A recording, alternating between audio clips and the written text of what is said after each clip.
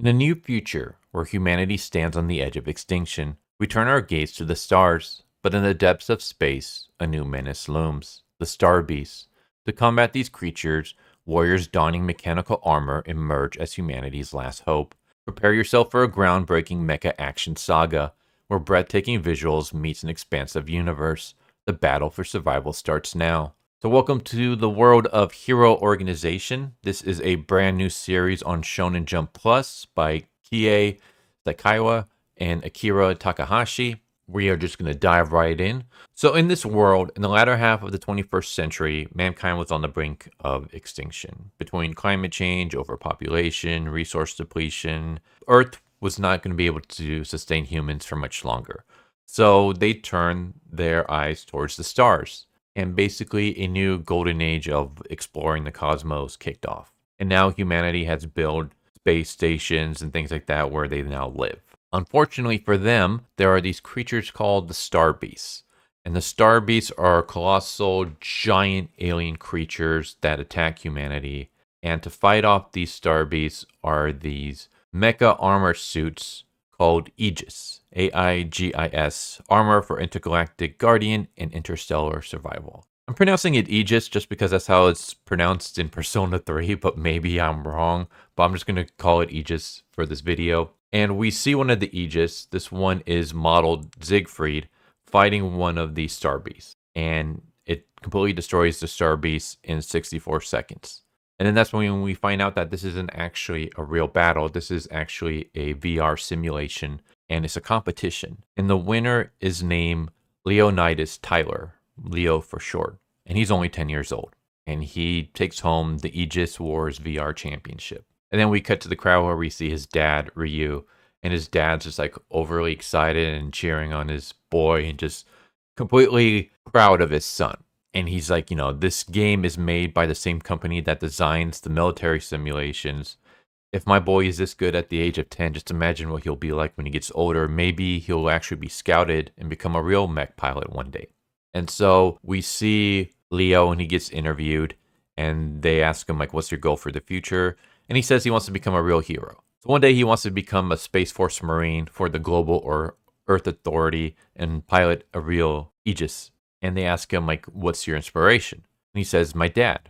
My dad builds Aegis for work. And one day I want to pilot an Aegis that my dad made and become a great hero. And then we see Ryu and he's crying happy tears. And so we get like a short, brief flash of when Ryu was young. And he wanted to become a pilot himself, but he was never able to. Instead, he became someone that worked on the mechs. And so on the way home, Ryu decides that he's going to reward his son for winning by buying him a model of Siegfried, which is the mech that he used to win the competition. However, it turns out that Ryu doesn't have enough money for it. And so his son is like, you know what? How about we get that one? That one's on sale. And it's a Zoo Lab, which is considered a generic model. And it's the model that Ryu actually works on in real life. And then that's when we find out that Ryu does not actually work on big, grand mechs. He just works on the generic models. And he's not even like an engineer who's like designing these mechs or anything. He's basically just one in a long line of line workers.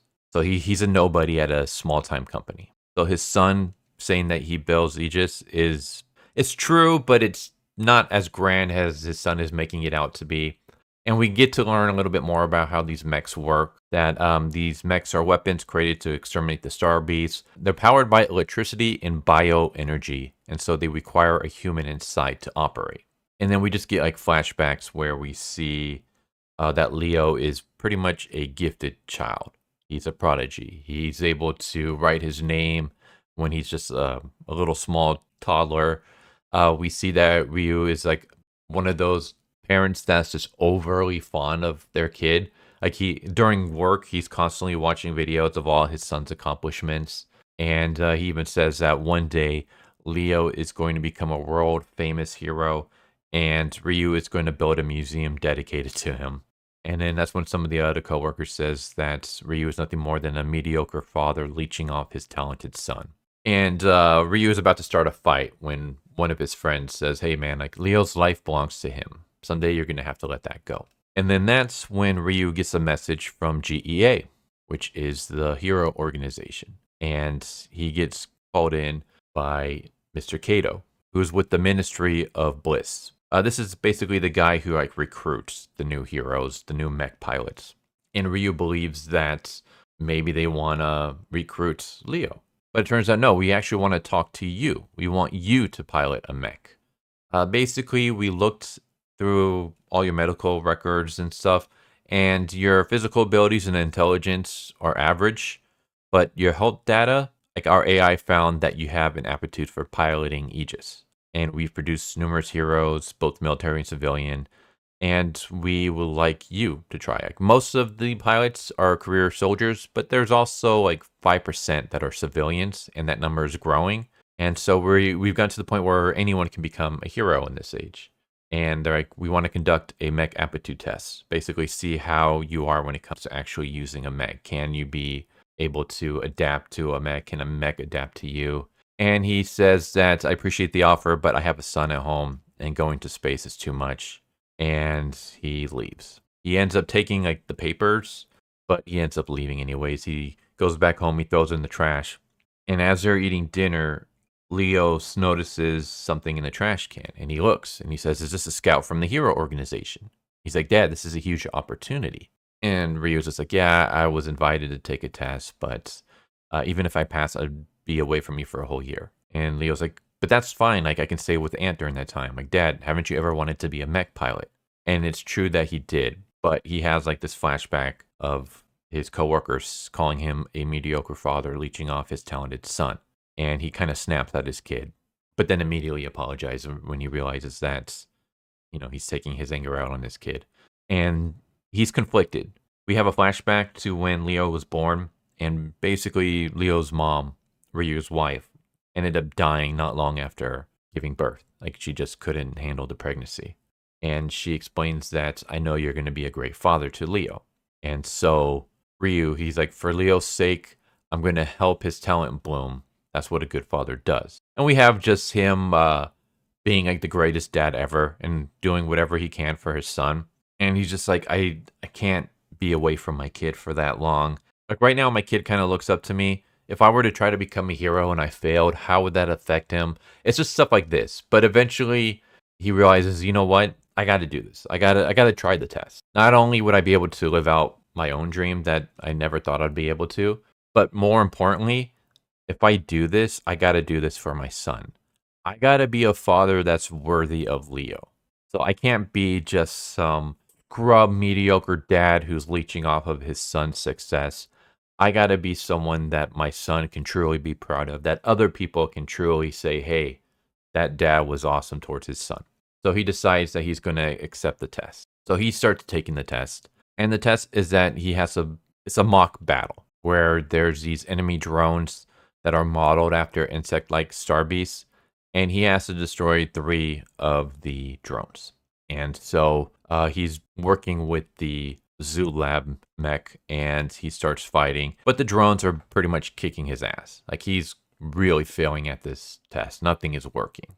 And Mr. Kato, who's overseeing this test, is like, the rifle's power varies greatly with your life energy.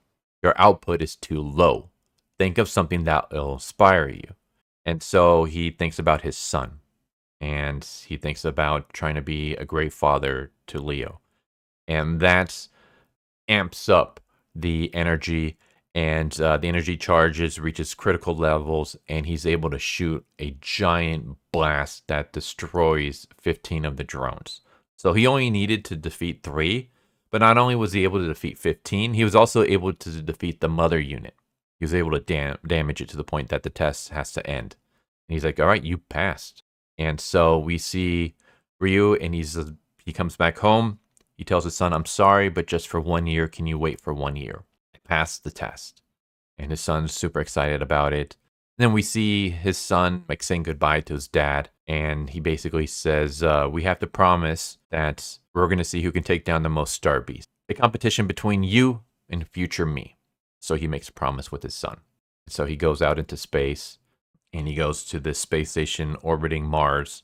And this is pretty much where new recruits are going to be like trained. And so the model that they're going to be using is Zulab. And everyone's just kind of like, oh man, an old model, really? Like the design's super lame. But Ryu, like he just thinks about his son. He's like, you know what? Looks like we're stuck together, Zulab. So cheers, I suppose. Here's to the start of our legend. And that's how the first chapter ends. And I will say that I like this a lot. I thought that this was going to go in a completely different direction. Seeing as this is a shonen, I thought that what was going to happen was the first part was going to be a flashback, and that at some points Ryu was going to die, and so Leo decides to continue living the dream of being an Aegis pilot, and instead of piloting like the latest high-tech Aegis mech, instead he decides to use an outdated Zulab mech, because that was the mech that his dad worked on. And so he was going to basically try to make his dad's legacy proud by using an old model and being a great hero with it. That's the direction I thought I was going to go. But no, instead, the dad is the main character.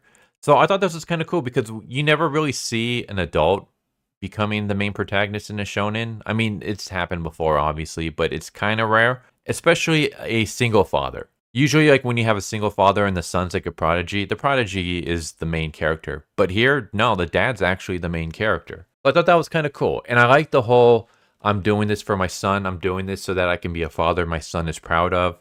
And I'm looking forward to see where they go with that. Obviously, he's not going to be able to see his son for a year, but I'm hoping that like his son and him being a dad still continues to play a part in this story and his character and how this goes on. Like I'm hoping that him trying to make his son proud isn't just the catalyst that gets him to join, and then we eventually leave that until, you know, maybe somewhere in the future when the son comes back into play. I'm hoping it continues to be a good thing because, I don't know, maybe it's just because of all the Western media that I've seen, but you never really see good parents in Western media. You never really see like a good dad that kids can look up to.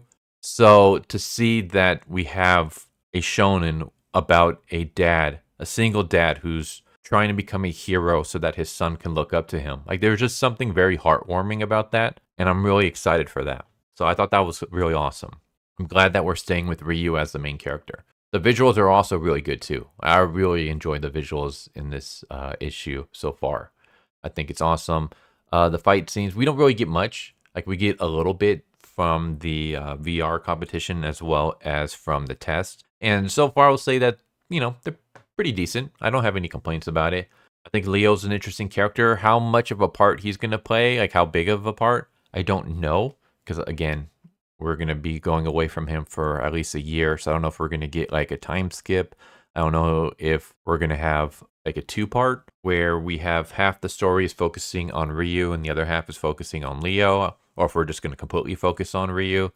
I have no idea how that's going to play out, but I think he's a interesting character as well. All in all, I think this is very promising. Yeah, I would highly recommend checking out the first chapter. It's really good, and this looks like it could be a very awesome, promising series. So there's Hero Organization. I hope you enjoyed, and I hope to see you next time. Take care. Later. Thank you for watching my video. I hope you enjoyed it. If you didn't, I still want to thank you for watching it this far, and I hope the next one is more to your liking. With that said, thank you once again, and I hope you guys and gals have a good one. Later.